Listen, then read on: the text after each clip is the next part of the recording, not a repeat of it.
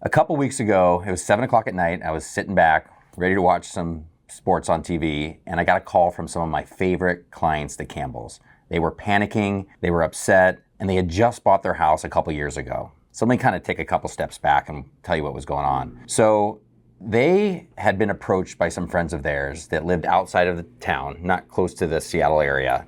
And their friend said, "We've got a great home for you. We'll sell it to you off market. It's gonna be a perfect place to hang out with your grandkids, to be with your family." And they all started buying into this. But 2 years later, everything had changed. The grandkids weren't coming over as much. Some other family members had moved, and they just weren't loving where they were, and they wanted to come back. They kind of wanted to unwind everything. So today, what I want to talk about is what happens when you go through something like this. And one of the big impacts, and this didn't impact them specifically because financially they are okay, is something called the regret tax. Every homeowner has some sort of regret. And I was reminded by this by my favorite clients, the Campbells. This is about 2 weeks ago, and they called me up and it was about 7 o'clock at night. I was just finishing dinner with my family, and Mrs. Campbell says to me, "We made a huge mistake." And I was floored because when they bought their home 2 years before, they were more excited than almost any client that I've ever had. What happened was they had a friend call them up, and that friend was trying to sell their home, not on market, but off market. And their friend thought this was the perfect home for them. It was outside of town. They were gonna be able to enjoy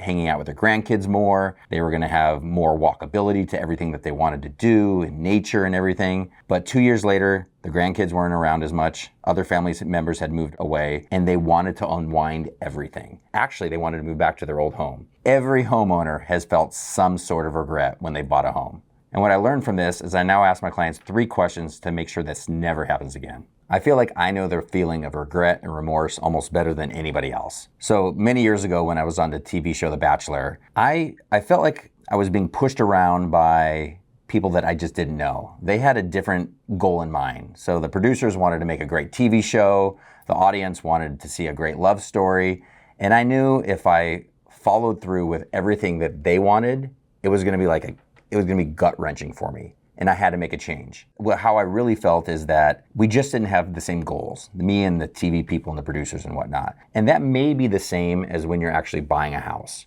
So for example, with the Campbells, their friend wanted to sell their house. Did they want the best interest? Did they want the Campbells to be in a good place? Of course they did. But when you start listening to the outside noise, so it could be Instagram, it could be your kids, it could be your grandkids, it could be your friends, it could be your family, and you start listening to the outside noise, and you're not doing that gut check that's saying like, is this the right thing for me? Is it the right thing for my family? Is it the right thing for everybody around me? I think making sure that you're checking yourself is really, really important. I had to learn this the hard way. I was literally a character in somebody else's show. But the Campbells as well, they had a hard lesson to learn because they were also, in their own world, characters in a world that wasn't right for them. To avoid the mistakes that the Campbells made, I created this 3-point test that I want to go through with you right now. Number 1, it's called the Tuesday test. And secondly, it's the exit price. And lastly, we'll talk about this, it's the Molly test, and that's really what it's called. The Tuesday test is simple. Don't go look at a house when it's nice and sunny out, when it's a weekend, when the weather's perfect and there's nothing going wrong. The Tuesday test is, what if you went to see a house on a Tuesday when it's raining, when there's a lot of traffic out there? The Tuesday test is going to see a house in the part of life when you would actually be doing it, meaning when there's traffic, when the kids have to go out to school. Like, does that fit your lifestyle? Yes, I'm talking about location, but I'm also talking about the home itself. Because on a Tuesday when it's raining, you're gonna see all the warts of the home. You're gonna see if there's leaks in the house, leaks in the roof. It could be any of those things. So the Tuesday test is very simple again.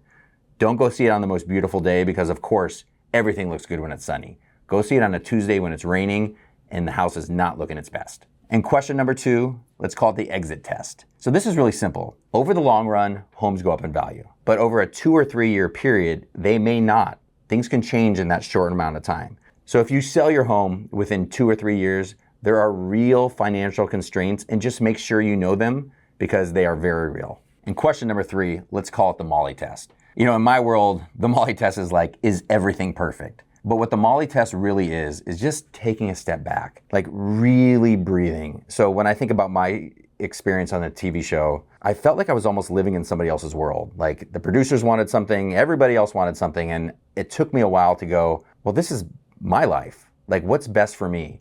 And so when I think about this Molly test, it's not listening to outside noise, like putting away your phone. It's not Facebook or social media. You're not bragging about like the location of your home or how big your home is or the walkability or lack of walkability. You're really thinking like, does this fit for me? Does this fit for my family? Is this a place like for the Campbells that like my grandkids are going to want to come over every single weekend and hang out and spend time with us? I really, really encourage you that when the market gets hot and your friends are buying houses and the news is telling you everybody's buying houses and prices are going crazy, don't follow that. Follow yourself. Take a deep breath, because buying something at this price point is so important. It's not a small thing, it's a major thing. And again, I encourage you, take the Molly test, you won't regret it. So I know it feels like there's a lot of paths you can take. Let's talk about 2 options. Yes, there could be a lot more, but let's just dive into 2 that are really easy to understand. Option number 1 is the path that the Campbells went down. They didn't dive deep inside. They didn't do that Tuesday test. They didn't drive to that home on a Tuesday, see what it felt like when the weather wasn't good. The Campbells were having serious regret, and it had only been 2 years. And I hated to receive that phone call. But I know because of how great that they are, they were going to find a great way to unwind all that and find their next home. But they went through 2 years that really wasn't great for them. Now let's take path number 2. You've done the Tuesday test. You did the exit math. Yeah, actually, you know what? I just renamed it. Let's call it the exit math. And you have this deep sense of like, we made the right decision. I drove out there on my Tuesday and the rain was terrible, but it was still awesome. My family loved the neighborhood. It's perfect for us. The walkability is perfect, or it's near a park that I love to go to. You did all the tests that we just talked about. But imagine if you have that quiet sense of peace where you know you made the right decision. You did all your due diligence and you're where you're supposed to be. Your family loves it, and most of all, you love it. That is the hard path that Molly and I took. And I mean hard. It wasn't perfect, but it worked out great. And I really encourage you to take this path as well, because when you do, you'll feel so much better, whether it's in 5 years, 10 years, or 20 years down the road. And if you're moving, please don't rush. Ask yourself the 3 questions. The Tuesday test, the regret tax, and of course the Molly test. And here's what I want to offer you guys. If you just want to talk through these 3 questions, either you can ask them yourself, reach out to me anytime. My contact information is below. You can text me, you can email me, you can call me. Look, I just want to make sure you're buying the right home for you. And again, just reach out to me. I'm always here. Shoot me a text, send me an email. I'm there for you.